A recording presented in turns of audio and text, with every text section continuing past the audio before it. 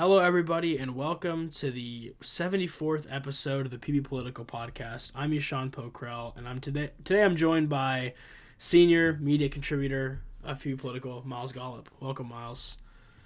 Thanks for the title. Yeah, and today we're discussing something that I guess made news yesterday because it happened yesterday. Robert F. Kennedy Jr., the independent candidate for president in 2024, has announced his vice presidential pick.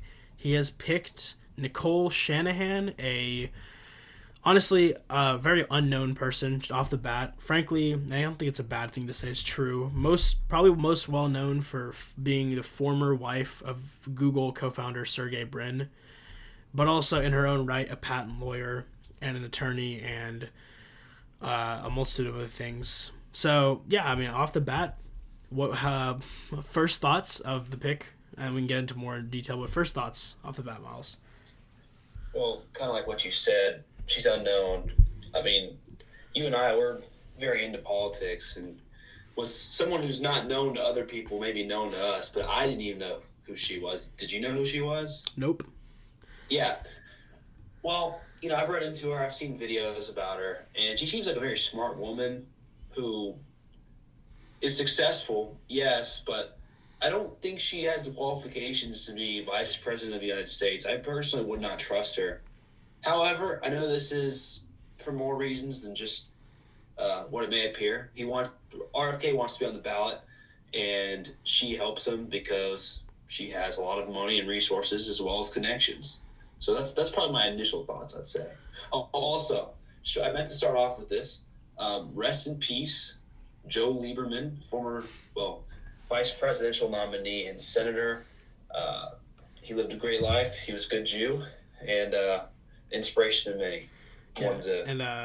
Yeah, I guess you're Jewish too, Myles, right? Just to clarify that. Yeah, you never know. These days, it was interesting because I was actually thinking about him today.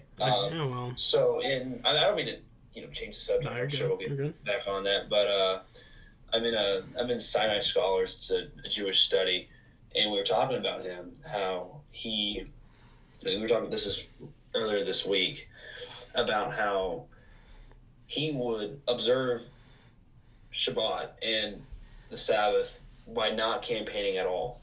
Could not reach him. He would not work. And this is while he was running for vice president. So this guy took faith very seriously. I have a lot of respect for him. Yeah, and Lieberman, obviously, vice presidential nominee under Al Gore in 2000.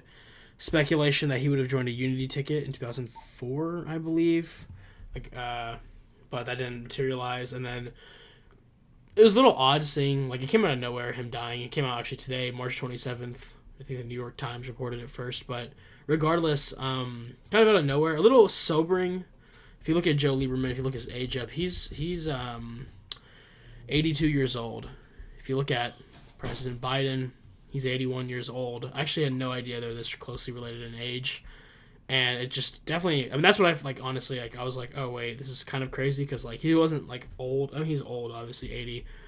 But people obviously live longer these days. So, interesting thing to think about, I guess, from a more cynical point of view. But honestly, yeah, rest in peace to him. No, that's a great point. Yeah, respected member of the Senate. Compared to most politicians, he died pretty young. That's what I'm saying, yeah. You hear these politicians dying in their 80s. It's usually the late 80s or early 90s. It was kind of random. But anyway, I didn't mean to stray from the main topic of today's episode. So I was just wondering what your initial thoughts were of the selection. Yeah, so RFK Jr., I think it's an interesting one. I think he definitely has the chance. And we've talked about him a lot on this podcast, and I think a lot of media has definitely covered him a lot. I do think he has the chance to be maybe the most consequential third-party candidate, even more than Ross Perot. Even the Ross Perot got 20%, but that election was nowhere near as crazy as this one's going to be. So I think RFK... It's a hard threshold to cross. I'm not even saying number-wise, I don't know if he'll get to 20, but I think he'll have more... His percentage, whatever he ends up getting, is going to be, I think, possibly more impactful than whatever Ross Perot had in each state. But anyways, his announcing Nicole Shanahan, it's actually kind of funny. They've been leaking, potential names throughout the last couple of weeks. I guess first we had Aaron Rodgers, the Jets quarterback. We talked about this last week. And then we had Jesse Ventura, the former governor of Minnesota, and who's in WWE, right? WWE star wrestler. And then we also had other names like Andrew Yang, former presidential candidate, was floated. Tulsi Gabbard. My personal favorite, Senator Rand Paul. I think that would have been kind of interesting to see Senator Paul on the ticket. No way Rand Paul would team up with him. Yeah, He's too conservative. I think they're friends because of like The anti-vaccine stuff. I don't even know if it's just that in like general health. I'm not sure because I think they're both Rand Paul's a doctor too, right? So not really sure what's going on there. But regardless, he went with Nicole Shanahan. I think so. I was a little disappointed, I will say, mainly just because like the popular logic you would think would be, an independent candidate needs to be taken seriously. You need somebody from like that knows like how Washington works. I do think that it's probably true, but then like what you said, where like we're much more politically plugged in, you would say, than most people in the country by far. And this is another good point that a lot of people are, does this really move the needle outside of... See, so the thing is, like, I don't think a vice presidential pick really moves the needle for anybody. Like, at least, like, the majority of people. But at the same time, RFK's base, as so far, seems to be very more younger, more online, and I think it's kind of a good mix between liberal and conservative.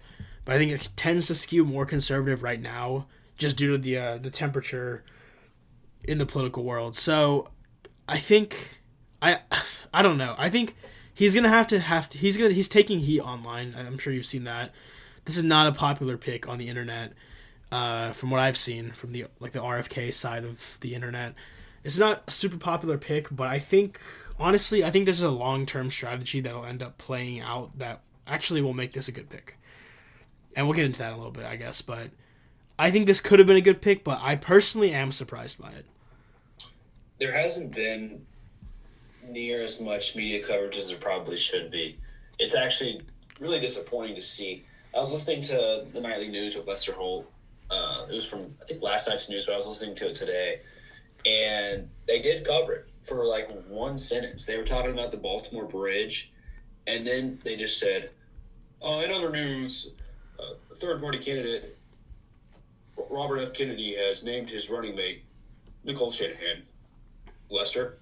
That was it. Yeah. Like, it almost feels like the media is purposely sabotaging his campaign and just dismissing him as someone who has no chance, which he doesn't really have a chance of winning, but he definitely could impact this election. He could change who wins this thing. And it's, like I said, it's disheartening seeing nobody really talk. Like, if you go to CNN or Fox, anybody's homepage, you're not going to, you're going to have to scroll to find anything about this. But it's big news. I'm happy that you know about this and you want to have this podcast because it's important. It's interesting. I agree. I think media, hasn't been kind to RFK. I will say conservative media, like Fox especially. I do see like clips on Twitter and stuff around Twitter of him being on Fox. I don't know if it's the same interview or whatever, but he seems to be on Fox a decent amount. He does not seem to be on CNN and MSNBC a lot. And he's always on these podcasts and stuff. I see that a lot. But yeah, I think it's a disservice to him. That's what I'm saying. Like, had this been a candidate if Rand Paul came on that ticket somehow, then that would have been covered by media. Like, absolutely. Like, no way that wouldn't be true. That absolutely would have been covered. But, like, that's a little bit of why I'm confused by the pick, is because I guess your strategy, going after, like, media, in the sense that going after TV market or TV interviews is probably not a good strategy because no one really watches legacy TV as much. You can look at the ratings; they're just off a cliff. So I guess it's smart not to cater because they had somebody like big name, then they probably would have been on these shows and stuff, right? So you get more coverage. But I don't think they really move the needle as much. Maybe they do. Maybe I'll be wrong, but I definitely think that they must have considered that. Like, they probably knew they weren't going to get much coverage because no one knows who Nicole Shanahan is. Speaking of which, let's get into who Nicole Shanahan is. So, like, we kind of primed it, but she is a patent lawyer, attorney from the Oakland area where the announcement was made for her being picked as a vice president, the candidate at least. So she's from the area. I guess, like, I don't even know how to, like, really talk about her in the sense. Like, she's very... It's not she's not political so far. I guess she's active in the process. She is now. Yeah. She is a big donor. She's much more. That's what's interesting. So she's very progressive, at least historically. In her speech she had a line calling herself a disillusioned Democrat. So I think that's probably. I mean, that's the crux of the campaign, right? Disillusioned Democrats, disillusioned Republicans coming into the RFK Jr. camp, and the independents winner. That's like the hope, right? If you're RFK. So yeah, she was a donor. I think she donated to Pete Buttigieg. She donated to. Who else? Hillary Clinton, Joe Biden. And then she did vote to And then I think also some other, and then also some progressive DAs and other, like I think Ro Khanna too. No, someone's texting me. They got through my filters. Okay, anyways. Yeah, so she's much more progressive. Definitely, you would say, definitely like a progressive liberal, I guess you could say. But she's a patent lawyer. Know much about her experience there. I'm sure she's good at it. She graduated from Santa Clara University School of Law. Good for her. Yeah, also, she donated to Marianne Williamson. Oh, yeah. In 2020. Also, I did hear about this, and I'm reading about it right now, that she has essentially advocated to defund the police. I know she donated to Measure J, which is a criminal justice reform referendum in L.A. County, which I assume it's probably defunding the police, but I have heard that. So, interesting note for somebody like RFK, who I think in the past has been pro-police, definitely pro-border patrol at least, so law enforcement.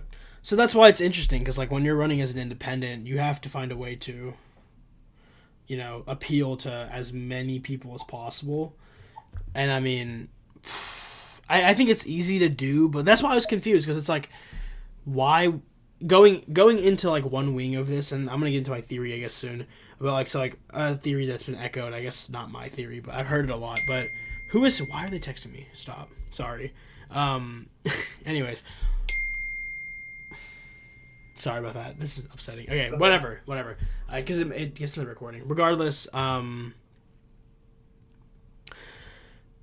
getting into having a progressive candidate and then having a center. I guess you could say RFK is pretty center, right?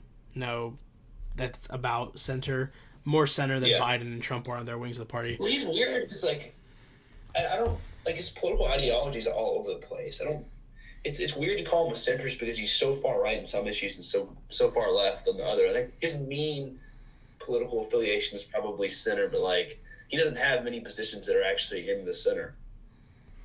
Yeah, I guess he's posturing. I say that because he is very pro environment as environmental lawyer, but then he also the border security stuff. So I guess the aggregate tends to draw him more center. Yeah. Although I agree with you. He's an aggregate centrist, but it doesn't feel like he's a centrist. I agree with you. Yeah, no, I agree with you. Kennedys are obviously historically a very prominent Democratic family too. So, regardless, that's why the pick of having someone who's definitely has some controversy here, being funding George Gascon in San Francisco. Obviously, I think we could both agree a pretty poor DA. Or that's Los Angeles, actually, sorry. Los Angeles. Pretty poor DA, I guess we'd probably agree with our own personal opinions and other things like that. So it's just, and I guess it gets into the funding. Obviously, she was married to Sergey Brin. They were divorced. That was a whole thing. Apparently, there's allegations from some news organizations that she had an affair with Elon Musk, which they both deny, Shanahan and Musk. So I don't know what's going on there. But the point is, she has a lot of money. A lot of money. And actually, she donated $4 million to I think it's I don't know the name of the PAC, but RFK's aligned PAC, the super PAC that is aligned with this campaign, to run that now. I guess it was a good ad, I'd say. The nostalgic Kennedy 24 ad that kind of emulated JFK's ad way back in the 60s. So she donated $4 million to that effort. Which was, I think, I would say was a good ad. I don't know if you probably saw it, right, during the Super Bowl. I didn't see it during the Super Bowl. I saw it afterwards. I thought it was all right. I think it was good just because coattails of his family. Exactly, yeah. But again, it wasn't his decision. He didn't authorize the ad. It was just paid for by Shanahan. Yeah, and that's the thing. Like, even though he wasn't like, I think it was smart just because like again, if you really look at it, like who are you going after in these elections? You're going after the boomers. A lot of boomers probably remember the Kennedy campaign and him being president and all of that. It's a smart play to emulate it. I think the PAC actually, I think it was a good ad, honestly. Like looking at it politically, I thought it made a lot of sense because it really just introduced him as a Kennedy. Didn't say anything about like what he did. Just kind of brought that name back. So that's interesting. Regardless, yeah. So the money is big. I don't. So this is where it gets kind of weird. Do you think that he picked Shanahan? Do you think there was like how much of a factor? Because it obviously was a little bit of a factor. How much of a factor do you think the personal wealth played into this? Oh, I think that was everything that played into this decision. Uh, like I mentioned earlier, Kennedy, he really wants to be on the ballot. He's only on the ballot, I think, in one state so far officially. And I know in Nevada, you have to have a vice presidential pick to be on the ballot. So he had to get this done quickly, which he has done. And you have to have funds to campaign successfully, first of all, but also to appear on ballots. It's an expensive process. She is, like you also have mentioned, very, very rich. She's probably, I don't know if she's a billionaire, but she's probably got hundreds of millions. I think, and also the fact that she's 38 years old was appealing. And I had a question for you because I haven't seen anything about it. How do they get connected is what I'm wondering. Why is she so passionate about RFK's campaign that she's donated all this money and basically made this the focal point of her life right now? I've heard the vaccine stuff, but I don't buy that as the main reason. What do you think? I'm not sure. She didn't actually mention any vaccine stuff. She did mention a lot of health policy and like going even. I know RFK Jr. gets a lot of flack for supposedly being anti-vax and everything. I think but he has broadened like his policy on health has definitely broadened past that. And if you listen, like most of it, like yesterday, it's like food, like water, like a lot of like like other stuff as well, like chemicals and water and food, whatever. But that's what she talked about. She didn't actually mention vaccines yesterday, which I think was smart. I'm not sure how they met. I assume because RFK Jr.'s wife is an actress, right? So I'm sure there was some place where they probably met in that arena. Again, she's from California as well, which actually raises an interesting question, which is RFK Jr. is currently registered in California. He needs to change his. And I talked about this last week. I was like, if he does pick Nicole Shanahan, he needs to change his home state just for electoral reasons because you can't have your vice president and president from the same state. So Kennedy will have to switch back to Massachusetts or another state if he wants to win 52 electoral votes this time. 54. Win 54 electoral votes from California for both Shanahan and Kennedy, which is interesting to think about. But yeah, I'm not really sure how they are connected. Really random. I mean, they're lawyers, but like I don't think there's a lot of crossover between patent law, especially when you're 38, patent law, and like you're 68, what are 68, 70, and environmental law. I don't see a crossover there. It's a very good question. Yeah, fun fact. I actually heard RFK speak.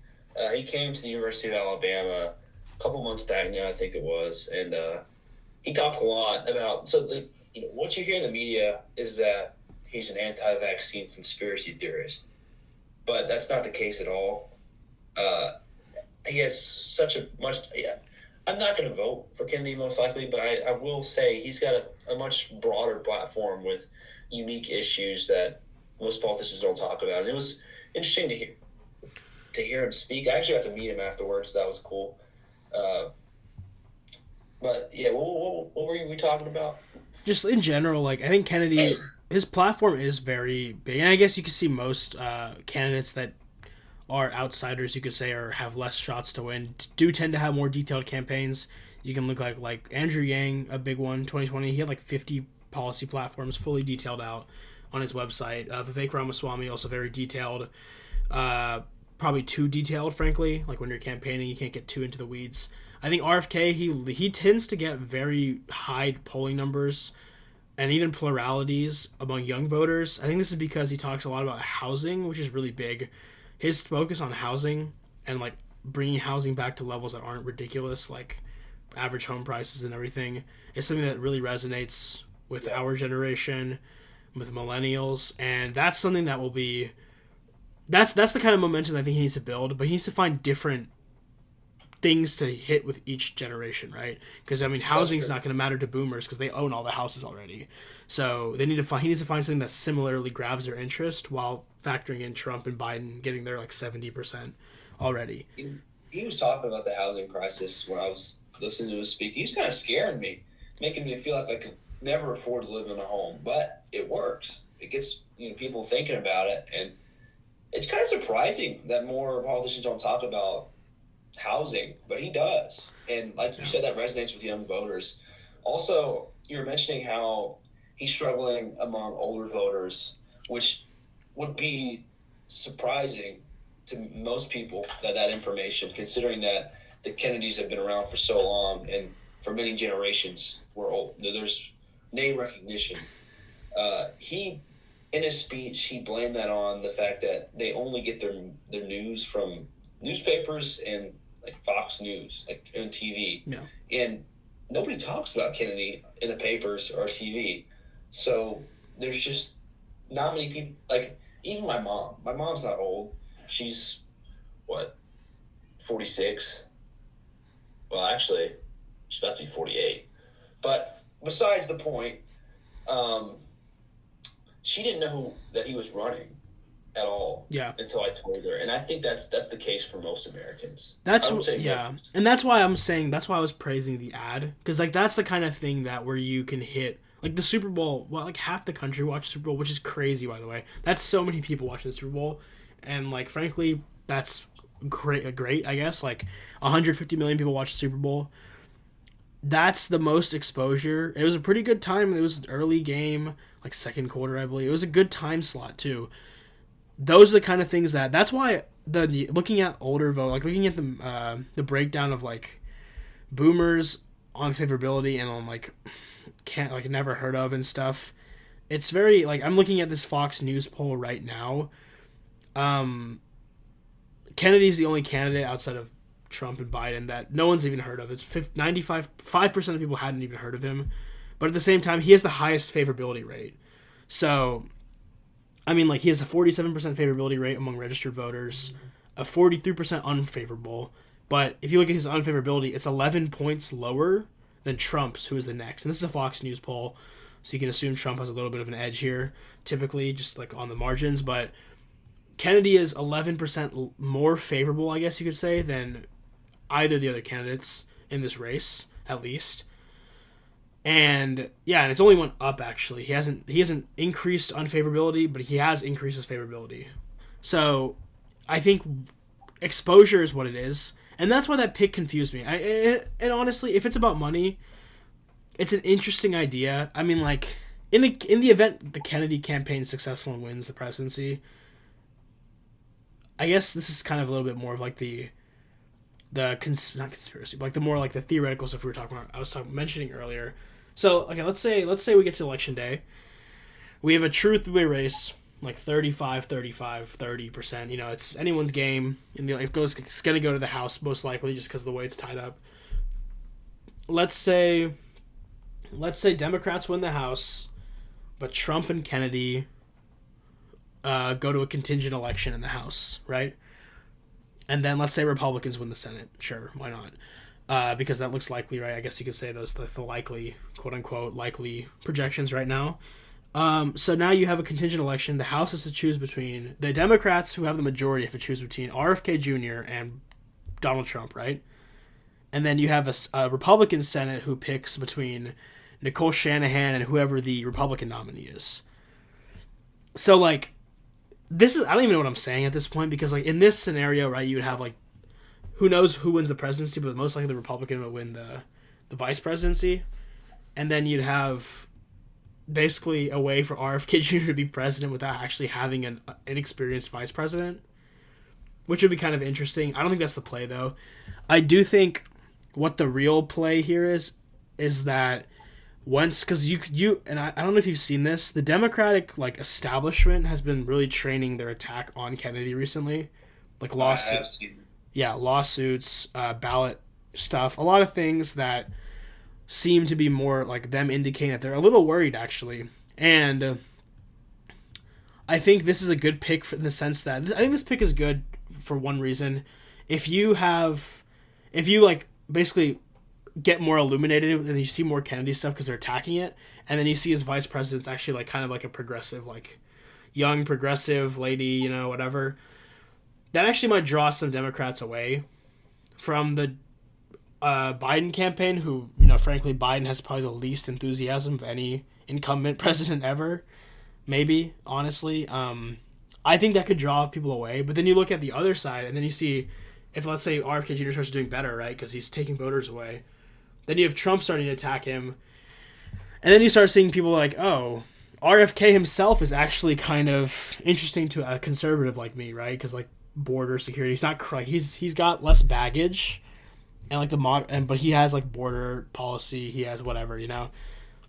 That's what I think the play is, and I've heard this echoed across the news independent media today. I think does that make sense what I'm saying? Oh yeah, I get what you're saying. I think that might be I think that's what the play is. If you're looking at the long game, I'd be curious to think what you think. But yeah, so first of all, my mom's actually about to be 49. I did the math while you were talking.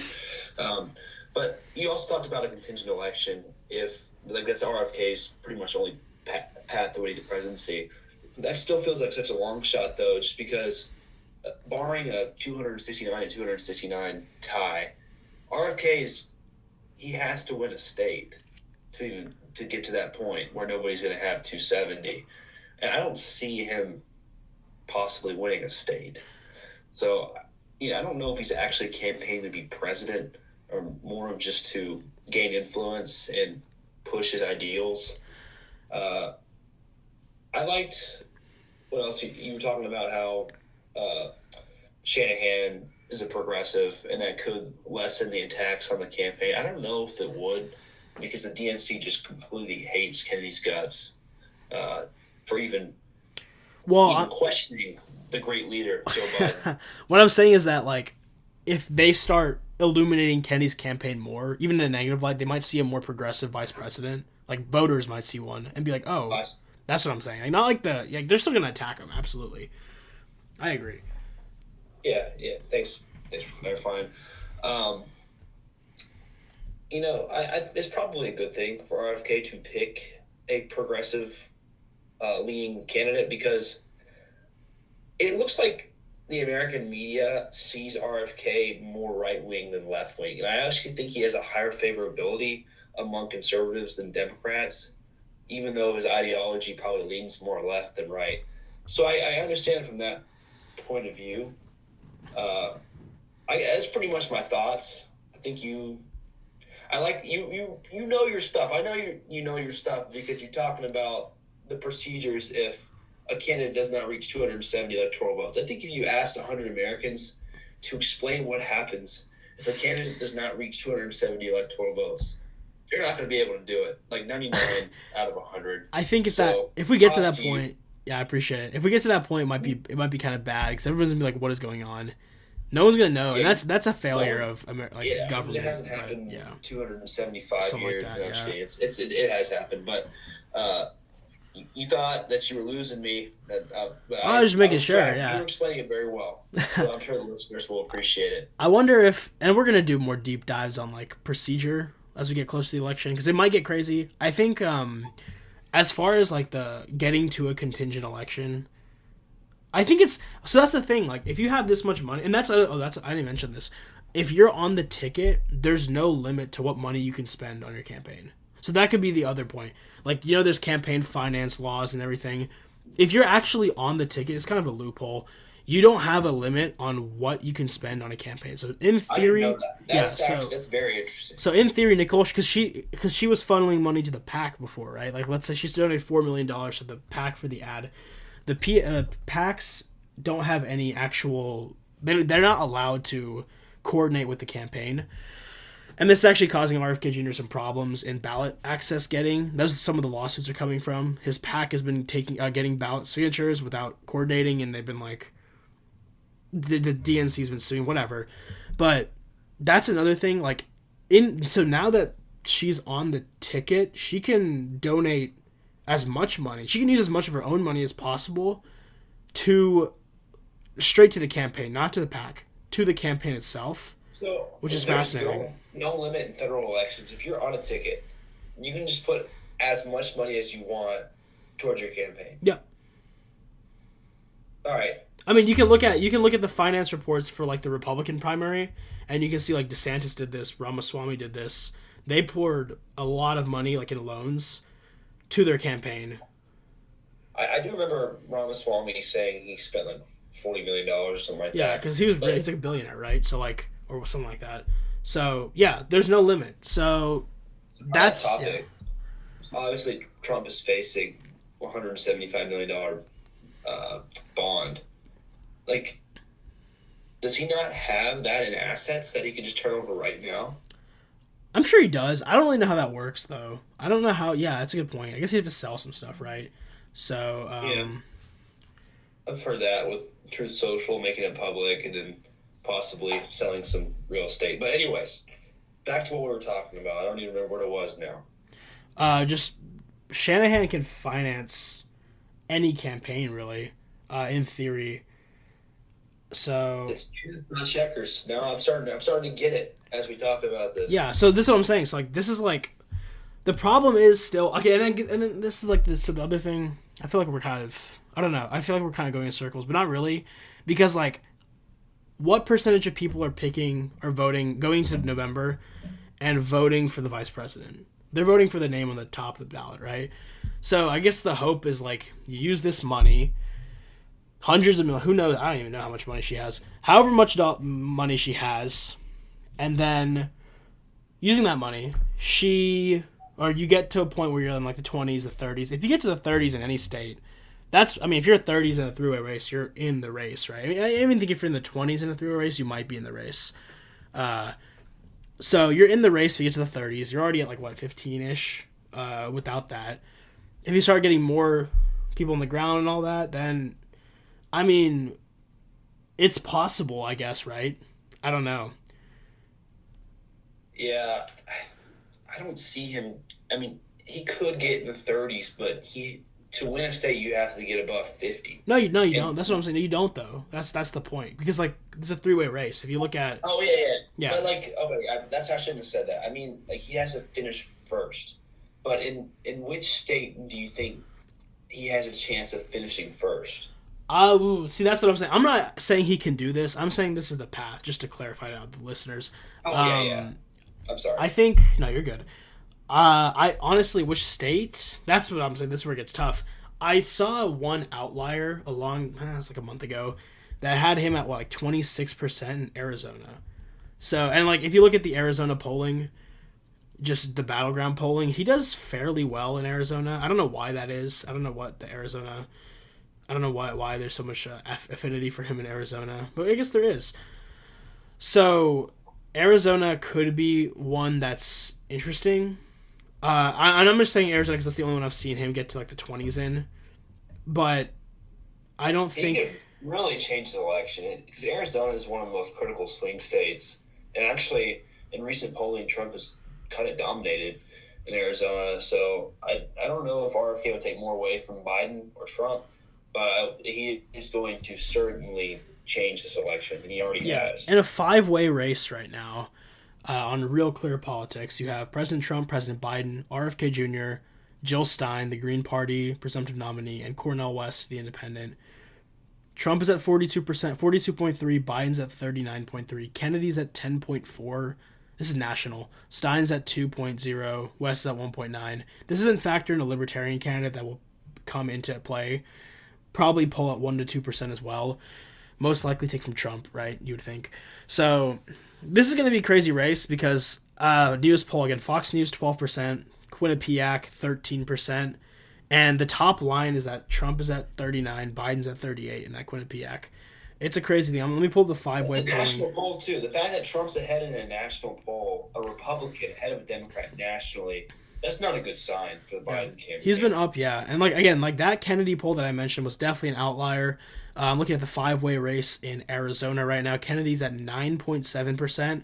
But I guess, if you're the Trump campaign, you're going to love this because that's giving you a 6-point advantage over Joe Biden, a state that you lost in 2020. So, who knows? In Nevada, Kennedy's at 10% in Nevada, but Trump's, again, up 6 points in Nevada because of Kennedy's inclusion. I guess not because of it, but likely because of it. It really is. I think, I don't mean to stray from the topic, but Donald Trump is probably going to be the next U.S. president. It's possible. At this point in the election cycle, so it's still, 8 months away, or less than 8 months. Yeah, less than 8. It is not typical at all for the Republican candidate to be up and by this much in so many swing states that typically vote blue. I just don't see Biden be able to turn it around that quickly. And this is the only election, or this is the only cycle where Trump's been winning consistently in polls. And again, polls for the record are very shaky, especially 7 months out. But again, this is definitely an indication. They've become a lot more accurate recently, I've noticed. Yeah, I was very skeptical of polling after 2016, but now they're right most of the time. The hard part about polling right now is it could be accurate in the future, but I still take precaution because we're still in March. The problem is, I think if the election was tomorrow, I think President Trump wins and he's in office. But we haven't started seeing the Trump effect, meaning that people are seeing his face every day. But not, this time they're seeing his face going to court. They're seeing him pay bonds. They're seeing him possibly being sentenced for things. That's a factor we've never seen before. And adding in the fact that people have forgotten about Trump. Trump was pretty funny on Twitter. But people hated seeing him every day on Twitter. But now that he's off Twitter, he was kicked off of Twitter, he's kicked off of Facebook, Instagram, whatever, which, fully the wrong move, in my opinion. Free speech should be the priority there, but it's not. I'll put that in my philosophy class, though. We didn't talk about Donald Trump. My professor's pretty liberal. But we talked, I don't even remember. I think it was, I just blanked. But about how it's damaging to any society to silence the opposition, even if it's wrong. I agree. Say that. No, I agree. I think it's... It was Mill. It was J.S. Mill. Okay. Renowned philosopher. I got you. Yeah, so it's obviously a interesting move. But the thing is, we haven't gotten to the point where Trump... we might not ever get to this point. Trump might never come back to Twitter or Instagram or whatever. And he's on Instagram, but he just posts, have you seen Trump... If you guys are listening still to this podcast, go to the Trump Instagram page. He posts they post whoever runs that thing.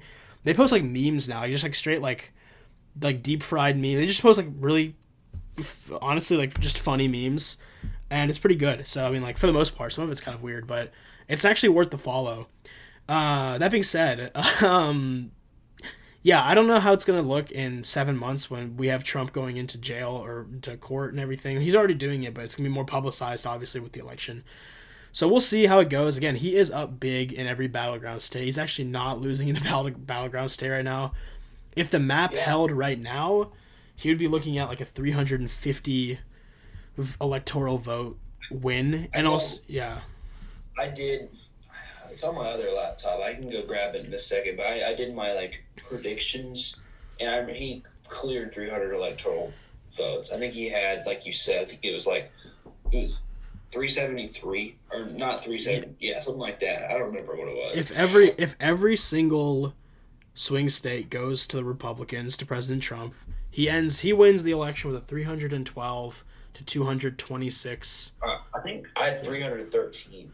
I might. Oh well, that's counting if he wins Nebraska second or whatever, right? So yeah. So looking at the states, whew. He can even flip New Hampshire. That's also. It depends. Yeah. He's close. Minnesota has close polling. Minnesota hasn't voted for Republicans since Reagan the first time, I believe. So we'll see. A lot of things at play. We should probably wrap this up. We're just rambling at this point. But the point is, last question: will RFK Jr. with the new pick stay relevant going into November? Will he be on the debate stage, one, if they have debates, and will he be a relevant factor in November? Well, I really don't know if they're going to have debates because I think both the Biden and Trump campaigns have shown skepticism of that happening, but there's no way that the establishment is going to let RFK debate. And also, he needs to meet certain. I think he's 15% nationwide polling.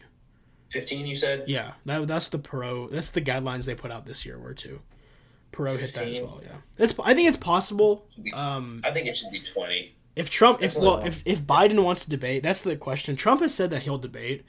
But then again, who knows with Trump? Like, he wants to debate. His team probably doesn't want to debate. But he does want to debate. He's gonna stop talking over people, and then he could be way more successful in debating.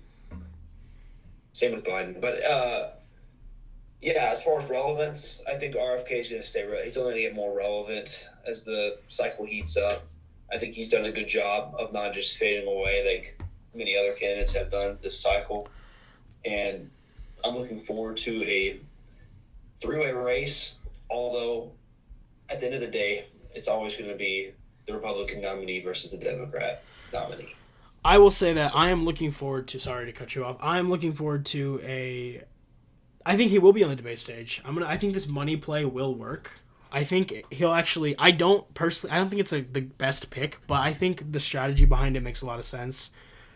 I think that RFK Jr. will be able to get his name out further, especially with the people that show up and vote, which are the boomers, and they poll for him as well. And these polls get him on the debate stage, and I think he'll be a factor. I don't really know if he'll win. I doubt he'll win the presidency, but I do want to see and I've said this multiple times, I believe, on the podcast. I want to see a Wikipedia page for the 2024 United States presidential election with 3 candidates again. We haven't had one since 1996, I believe, or 1992, 96, since Perot was there for the last time. And we deserve one again because this country deserves more options, frankly. It's kind of insane. Yeah, I agree. I just don't know how practical that is. I don't know if our system will ever be that radically changed where we have multiple choices like they do in other parliaments across the world. Yeah. But is this episode going to be like video or just audio? No, just audio. Okay. Well, I do have my map. I'm putting it on the camera. I don't know if you can see it, but that's a bold map. Yeah, I didn't say it. Trump winning 313 delegates compared to 225 for Biden.